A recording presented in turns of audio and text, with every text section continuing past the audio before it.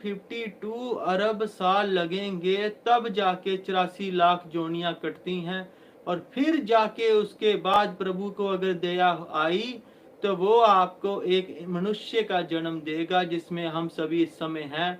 वो इंसान का जन्म आपको मिलेगा जिसमें आप भगवान की प्राप्ति के लिए जतन कर सकें। अगर इस जन्म में आपने ऐसे ही निरर्थक कर दिया, प्रभु की प्राप्ति के लिए जतन नहीं किए, प्रभु का नाम जप नहीं किया, तो अगला जन्म, चाहे आपने इस जन्म में कितने भी अच्छे कर्म किए हों, आपको इंसान का, मनुष्य का जन्म नहीं मिलेगा। हमारे कई मित्र हैं, कई हमारे रिश्तेदार हैं जो कहते हैं कि अच्छे कर्म करने चाहिए, भगवान खुश हो जाता है। हम भी पहले इस बातों में आ गए, फिर बाद में हमें पता चला कि प्रभु कहते हैं कि अच्छे कर्म करने से अच्छे कर्मों के फल मिलते हैं, स्वर्ग मिलेगा और धरती पे भी आपको सुख मिलेगा, परंतु आपको मनुष्य का जन्म नहीं मिलेगा। मनुष्य का जन्म मात्र एक भगवान की प्राप्ति के लिए मिलता है, ना कि अन्य किसी कार्य के लिए। अगर आपने भगवान का नाम जप नहीं करना है, अच्छे कार्य करने हैं, तो आपको और भी कई सारे जन्म हैं जिनमें आपको जन्म दे दिया जाएगा। कई सारी जोनियां हैं जिनमें आपको जन्म दे दिया जाएगा। आपने देखा होगा कि जो कुत्ते होते हैं, बिल्लियां होती हैं, या और भी अन्य कई पशु हैं जिनको राजे महाराजाओं की तरह बॉडी गार्ड मिले होते हैं। फॉरेन कंट्रियों में देख लो, इंडिया में भी देख लो, कुछ जानवर ऐसे हैं जिनके लिए BMW, मर्सिडीज बड़ी बड़ी गाड़ियां लगी होती हैं, और वो सारे सुख भोग रहे होते हैं जो एक आम आदमी का सपना होता है। उन जानवरों को वो सारे सुख मिल रहे होते हैं, तो उसकी क्या वजह है? अगर उन्हें थोड़ा सा भी कुछ हो जाए तो डॉक्टरों की टीम आ जाती है, और यहाँ पे एक नॉर्मल बंदे को कोई परेशानी आ जाए तो कोई पूछता तक नहीं है। तो ऐसा क्या है कि वो उनको जानवर भी होके भी इतने सुख मिल रहे हैं? तो उसकी मात्र एक वजह है कि उन्होंने पिछले जन्म में बहुत ही अच्छे कर्म किए हैं, धर्म के काम किए हैं, लोगों की सहायता की है, और अच्छे से अच्छे कर्म किए हुए हैं।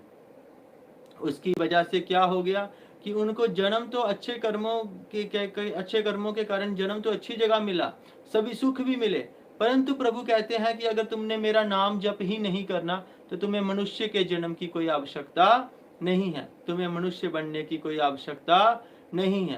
तुम सुख भोगना चाहते हो, अच्छे कर्म करना चाहते हो। अब आप देखिए कि आर्मी में भी कुत्ते होते हैं जिन्हें डॉग कहते हैं, जो ऑफिसर लेवल के भी होते हैं, और वो जो जहाँ पे ऐसे गलत सामान हो, बम वगैरह हो, तो वो बता देते हैं और देश की रक्षा करते हैं, पूरा कार्य करते हैं। तो वो अच्छे कर्म कर रहे हैं, ऐसी बात नहीं है। गौ माता भी अच्छे कर्म कर रही है, और ये जो हमारे स्क्वाड होते हैं ये भी अच्छे कर्म कर रहे हैं, और भी कई सारी ऐसी जीव हैं जो अच्छे कर्म कर रहे हैं, देश की सेवा कर रहे हैं, अपना योगदान दे रहे हैं, लेकिन उन्हें इंसान का जन्म नहीं मिलता। इंसान का जन्म अगर आपको मिलेगा तो मात्र भगवान के नाम जप के लिए, भगवान का नाम लेने के लिए, और भगवान की प्राप्ति के लिए।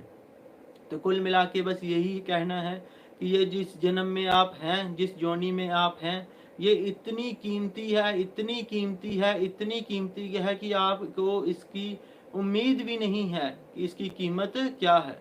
बस हम माया में फंसे हुए ऐसे ही अपने जीवन की एक एक सांस को बेकार करते जा रहे हैं, व्यर्थ करते जा रहे हैं। आप चाहे कुछ भी इकट्ठा कर लीजिए, इसका कोई भी मतलब नहीं है, क्योंकि ये सब आपको यहीं पे छोड़ के जाना पड़ेगा। जहाँ तक कि जिस शरीर का आप इतना मान कर रहे हैं, जिसका आप दिन रात ख्याल रख रहे हैं, ये भी साथ नहीं जाने वाला। अब सवाल उठता है तो क्या करें? सब कुछ छोड़ के भगवान का नाम लें? नहीं, ऐसा नहीं है, ये भी पखंड है। जो सब कुछ छोड़ के बस भगवान के नाम में लग जाते हैं, वो भी कोई पूजा नहीं है। आपको अपनी सारी जिम्मेदारियां निभानी हैं, पर मन में ये याद रखना है कि आपको भगवान ने भेजा है, आप परमात्मा के अंश हैं। ये शरीर आप नहीं हैं, ये शरीर आपका है पर आप शरीर नहीं हैं। ऐसे समझ लीजिए कि आप, ये शरीर है, ये एक गाड़ी है, कोई भी कार लगा लीजिए या कोई भी गाड़ी लगा लीजिए, और जो आपका मन है जिसके अंदर सब कुछ चल रहा है, वो आपका ड्राइवर है, और आप क्या हैं? इस गाड़ी के जो मालिक हैं। मान लीजिए आप मालिक हो और आपने आगे ड्राइवर रखा हुआ है जो कि मन है आपका, और ये जो गाड़ी है ये आपका शरीर है। तो तीन चीजें हो गई। एक आपकी आत्मा जो असली मालिक है, जो आप हो, आप क्या हो? आत्मा हो, परमात्मा के अंश हो। ठीक है, परमात्मा का अंश होती है आत्मा, और आप क्या हो? आत्मा हो जो इस शरीर का असली मालिक है। और आपने आगे किसको रखा हुआ है? ड्राइवर को। ड्राइवर कौन है? मन। मन जिसके अंदर सारी इंद्रियां चलती हैं, ठीक है, जिसका कुछ ना कुछ मन करता ही रहता है, कुछ ना कुछ दिमाग चलता ही रहता है उसका। तो वो मन क्या है? आपका ड्राइवर। और आपने उसको क्या दी हुई है? ये जो अपना शरीर है, ये जो आपकी गाड़ी है, ये आपने अपने मन को दी हुई है कि इसको चलाने के लिए, संभालने के लिए। अब बात क्या आती है कि अगर तो मन आपके काबू में है तो आप इसको जहां कहेंगे ये वहीं जाएगा, और जहां कहेंगे ये वहीं से वापस होके आ जाएगा। लेकिन अगर आपने मन को ढील दे दी, आपने ड्राइवर को ढील दे दी, तो ड्राइवर क्या करेगा? आपकी गाड़ी लेके निकल जाएगा और जहां दिल करेगा वहां चक्कर लगाता रहेगा, जहां नहीं जाना है वहां भी जाता रहेगा, एमे आवारागिरी करेगा, घूमेगा फिरेगा, मस्ती करेगा और आपको फंसा देगा, क्योंकि गाड़ी आपके नाम पे है। तो जो भी परेशानी कष्ट आएगा वो आपके नाम पे ही आएगा, वो मन को नहीं आने वाला। मन तो आपका ड्राइवर है, कुछ भी पंगा हुआ तो फंसोगे आप। तो आपने क्या करना है कि अपने ड्राइवर पे काबू रखना है। अगर आपका ड्राइवर आपके काबू में रहेगा तो आपकी गाड़ी आपके हिसाब से चलेगी। लेकिन अगर आपने ड्राइवर पे काबू नहीं रखा तो वो आपकी गाड़ी को अपने हिसाब से चलाने लग जाएगा। आपने पूरब में जाना है तो वो पश्चिम लेके जाएगा, आपने उत्तर में जाना है तो वो दक्षिण में लेके जाएगा। तो आपने क्या करना है? अपने ड्राइवर पे पूरा काबू रखना है, नियंत्रण रखना है। आपकी जो गाड़ी है वो आपकी मर्जी से चले, ना कि ड्राइवर की मर्जी से चले, क्योंकि आपकी गाड़ी है। और आपको अगर कंपनी ने कहा है कि पेट्रोल डलवाना है, डीजल नहीं डलवाना, तो आप इसमें पेट्रोल ही डलवाएंगे, डीजल नहीं डलवाएंगे। लेकिन मान लीजिए आपका ड्राइवर है, उसको किसी ने कहा कि थोड़ा सा पेट्रोल डाल ले, थोड़ा सा डीजल डाल ले, कौन सा पता चलेगा, कोई बात नहीं, तेरे पैसे बच जाएंगे, या कुछ लालच दे देंगे। तो वो आपका जो मन है, जो ड्राइवर है, वो बेईमानी करने लग जाएगा, पेट्रोल की जगह कुछ और डालने लग जाएगा, जिससे आपकी गाड़ी खराब हो जाएगी। तो यहाँ पे पेट्रोल की जगह जैसे फास्ट फूड हो गया, मोमोज, कुलचे वगैरह, जो हमारे शरीर के लिए किसी भी तरह से सही नहीं है, अगर हम वो ज़्यादा खाएंगे तो उससे क्या होगा? हमारे सेल कमज़ोर होंगे, इम्यून सिस्टम कमज़ोर होगा, हमारा शरीर कमज़ोर होगा गलत चीज़ें खाने से। जैसे पेट्रोल वाली गाड़ी में डीजल डालने से वो ख़राब हो जाती है, वैसे ही गलत चीज़ें खाने से हमारा शरीर भी ख़राब हो जाता है। और भगवान ने सबको 125 साल उम्र दी है, अगर हम सही तरीके से गाड़ी को चलाएं। इस शरीर को अगर पूरी एक्सरसाइज दी जाए, सही से खाना दिया जाए, तो सबकी एज 125 साल है। लेकिन गलत चीज़ें खाने की वजह से आजकल की जो एज है, बड़ी मुश्किल से 70-80 के आसपास इंसान पहुंचता है, और वहां तक बिल्कुल ही कमज़ोर हो जाता है, बूढ़ा हो जाता है, चलने लायक भी नहीं बचता। कोई 10-20% ही लोग हैं जो 80-90 के आसपास हैं, बाकी तो पहले ही लीवर, किडनियों की वजह से, अन्य रोगों की वजह से, शुगर, थायराइड, यूरिक एसिड की वजह से बीमार हो जाते हैं, और अटैक की वजह से मर भी जाते हैं। तो आपने क्या करना है कि अपने मन पे काबू रखना है, अपने ड्राइवर पे काबू रखना है।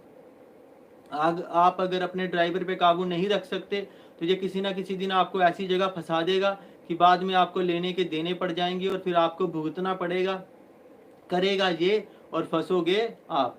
ठीक है, क्योंकि आप तो परमात्मा के अंश हो, सच्चे इंसान हो, प्रभु के भक्त हो, प्रभु को ही पाना चाहते हो। मात्र प्रभु को पाना ही आपका एक मात्र क्या है? लक्ष्य है।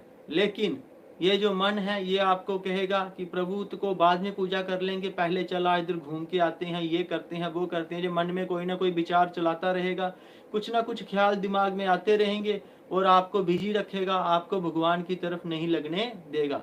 पर आपने सख्ती से पेश आना है, और अपने मन पे नियंत्रण रखना है, और प्रभु की भक्ति की प्राप्ति के लिए अपनी गाड़ी को चलाना है।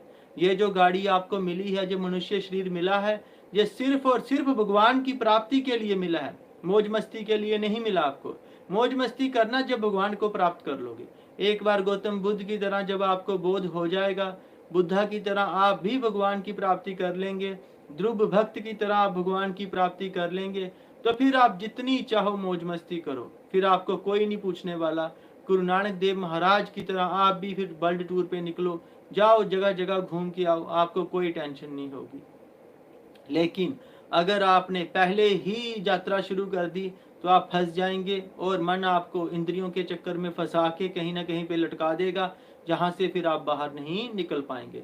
तो पहले अपने आप को मजबूत कीजिए, इतना मजबूत कीजिए कि आपका मन आपके काबू में हो और मात्र आप अपनी गाड़ी को सिर्फ भगवान की प्राप्ति में लगाएं। तो यही मंगल कामना के साथ हम रोज कीर्तन करते हैं। कहते हैं कि जब तक शक्ति नहीं होगी मन क्या होगा, कमजोर होगा। और अगर आप कोई संकल्प लेते हैं कि मैं इतने दिन ये पूजा करूंगा, लेकिन अगर अंदर नाम जप की कमाई नहीं होगी, अंदर जो मंत्र जाप की शक्ति नहीं होगी, आपके अंदर ताकत नहीं होगी, तो वो जो आपका संकल्प होगा, आपका जो निश्चय होगा, वो टूट जाएगा। क्यों? मन आपको विचलित कर देगा, आपको ऐसे ऐसे लालच देगा कि आप अपनी बातें को पूरा नहीं कर पाएंगे। तो इसलिए हम कीर्तन में आपको पाठ सुनाते हैं, भगवान का नाम सुनाते हैं, मंत्र जाप भी रोज शाम को 4 बजे करते हैं, ताकि आपके अंदर भगवत प्राप्ति का जो निश्चय है वो दृढ़ हो सके, आपके संकल्प मजबूत हो सके और आप बिना किसी परेशानी के भगवान को प्राप्त करने की जो यात्रा आपकी आरंभ हुई है मनुष्य जन्म में, उसको पूर्ण कर सकें। अगर आपको हम थोड़े दिनों तक आप हमारे साथ चलिए, उसके बाद प्रभु के आशीर्वाद से आपको बल बुद्धि और विद्या प्राप्त हो जाएगी, फिर किसी भी तरह की आपको कोई परेशानी नहीं आएगी। तो कुल मिला के आपके मन का आपको मालिक बनना है, आपके ड्राइवर का आपको मालिक बनना है। शरीर तो बेचारा आपका गुलाम है, आप इसे जैसा कहेंगे आपका शरीर वैसा ही चलेगा, बशर्त ये है कि आपका मन आपके काबू में आ जाए। आपको अपना मन काबू करना है, मन को रोकना नहीं है। मन एक नदी की तरह है जिसे आप 100 फायदे उठा सकते हैं, 100 तरह से सही उपयोग कर सकते हैं। बहुत सारे लोग क्या कहते हैं कि मन का विरोध करना शुरू कर देते हैं। मन कहता है ये खाना है तो वो कहते हैं नहीं खाना है। आप मन का विरोध नहीं कर सकते, आप एक नदी को रोक नहीं सकते। नदी को अगर आप रोकेंगे तो नदी आपको बहा के साथ ले जाएगी, लेकिन आप क्या कर सकते हैं, नदी का सही उपयोग कर सकते हैं, उसको छोटी छोटी धाराओं में बहा के अपने खेतों तक लेके जा सकते हैं, उसके 100 उपयोग कर सकते हैं। पर आप नदी का पानी रोक नहीं सकते, आप उसका विरोध नहीं कर सकते। वैसे ही आपके मन में विचार आएंगे ही आएंगे, आप अपने मन को रोक नहीं सकते। लेकिन जो आपके मन में ऐसे विचार आए जो भगवान से रिलेटेड हों, आपकी कामयाबी से रिलेटेड हों, आपकी सफलता से रिलेटेड हों, आपकी तरक्की से रिलेटेड हों, प्रभु की प्राप्ति के से रिलेटेड हों, ऐसे विचार आपके मन में आए, आपने ऐसी कोशिश करनी है, ऐसी विचारधारा बनानी है, ऐसे कार्य करने हैं कि आपका एक एक विचार आपकी कामयाबी के प्रति हो, ना कि आपको गलत रास्ते पे लेके जाने के लिए आए। अगर कोई गलत विचार आता है तो भगवान ने आपको बुद्धि भी प्रदान की है। गीता में श्री कृष्ण ने कहा है, हे अर्जुन, मैंने बुद्धि भी इनको प्रदान की है। तो उस बुद्धि का प्रयोग कीजिए और किसी भी कर्म को करने से पहले श्री कृष्ण का, वीर बजरंगबली का, श्री राम का नाम लेकर पूछिए, महादेव का नाम लेकर पूछिए कि क्या ये कार्य सही है या गलत है, क्या इसको करने से मैं प्रभु के पास जाऊंगा या प्रभु से दूर जाऊंगा। तो ये मन में विचार कर लीजिए। और एक बात को मेरा भाई सदा याद रखिए कि इस संसार में आपको हर एक कर्म का फल मिलेगा। कभी भी इस बहम में मत रहना कि मैं बच जाऊंगा। आपको शनिदेव महाराज बिल्कुल भी नहीं बख्शेंगे। शनिदेव महाराज पूरा बंदोबस्त करके आते हैं। कोई देवी देवता, कोई शक्ति, कोई भी ऐसा इस ब्रह्मांड में नहीं है जो आपकी रक्षा कर लेगा। शनिदेव महाराज को श्री हरि भगवान विष्णु महादेव ने बिठाया हुआ है, देवों के देव ने बिठाया हुआ है। ये ब्रह्मा विष्णु महेश के आशीर्वाद से बैठे हुए हैं। तो त्रिदेवों की आशीर्वाद से अगर आप ये सोच रहे हैं कि हम बच जाएंगे तो इस बहम से बाहर निकल जाइए। सबसे पहले इन्होंने 7.5 महादेव पे ही शुरू की थी, तो अगर महादेव ही नहीं बचे तो हम सबकी क्या औकात है।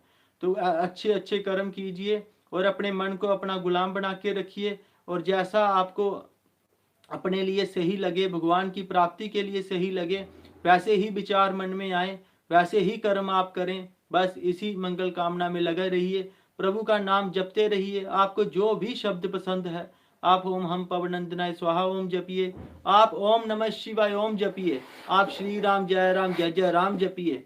आपको अन्य कोई नाम पसंद है तो आप वो भी जप सकते हैं। आपको जैसा ठीक लगे आप उसको जपिए। आप राधे राधे जपिए, आप श्री कृष्ण जपिए, आप हरे राम राम राम हरे हरे, हरे कृष्ण कृष्ण कृष्ण हरे हरे। आपको जो भी शब्द अच्छा लगता है आप जप सकते हैं। आप किसी अन्य धर्म से हैं तो आप अपने धर्म के हिसाब से जप सकते हैं। हमें इस बात से फर्क नहीं पड़ता कि आप क्या जप रहे हैं। हमारे लिए बस यही इंपॉर्टेंट है कि आप भगवान को जपें, भगवान का नाम लें और भगवान की प्राप्ति के लिए दिन रात एक करें। और मेरा भाई, किसी भी तरह के कोई तामसिक देवता को मत पूजना जो मीट शराब आदि का भोग लेता हो, गलत कार्यों का भोग लेता हो। ऐसे देवी देवता की कभी पूजा मत करना, क्योंकि वो खुद प्रेत मलिन कष्टदायी योनि में होता है। और जब आप उसकी पूजा करेंगे तो मर के आप भी उसी के पास जाएंगे और आप भी फिर उसी जोनी में फंस जाएंगे और कभी निकल नहीं पाएंगे। इसीलिए ऐसे भक्त की पूजा करो, ऐसे देवता की पूजा करो जो वीर बजरंग बली की तरह सच्चे मन से राम नाम जपता हो, ताकि जैसे ही आप मर के उनके पास जाएं और उनके मुख से जब राम नाम सुने तो आपकी सदगति हो जाए। आपके इष्ट में इतनी शक्ति होनी चाहिए, प्रभु के प्रति इतना प्रेम होना चाहिए बजरंग बली की तरह, कि जैसे ही आप मर के आपकी आत्मा बजरंग बली के पास जाए और उनका स्पर्श पाते ही, उनके मुख से राम निकलते ही आप सीधा बैकुंठ चले जाएं, सीधा श्री राम जी के पास चले जाएं, माता शबरी की तरह सीधा आपकी सदगति हो जाए। तो इसी मंगल कामना के साथ आज के कीर्तन का आरंभ करते हैं। सभी को जय श्री राम। प्रभु सब पे कृपा करे।